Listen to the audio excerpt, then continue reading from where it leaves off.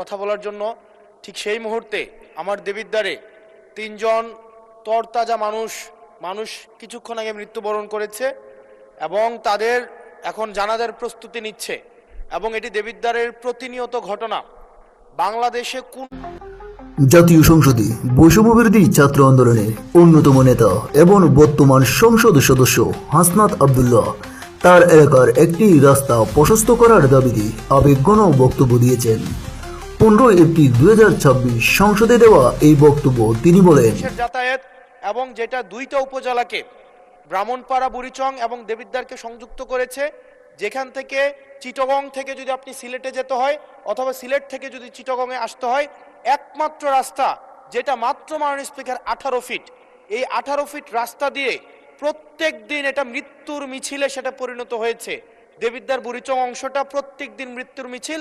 কেবল এই মাস হয়েছে এই সড়কে দুর্ঘটনায় মাননীয় স্পিকার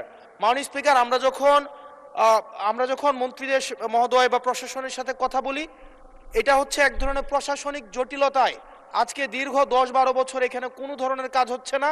আমি আপনার দৃষ্টি আকর্ষণ করছি, আপনার মধ্য দিয়ে মন্ত্রী মহোদয় নিশ্চিত করবেন কি কবের মধ্যে এই এলাকার মানুষ। ধন্যবাদ মাননীয় সদস্য। আমাকে এখন বেঁধে রাখবে মাননীয় স্পিকার।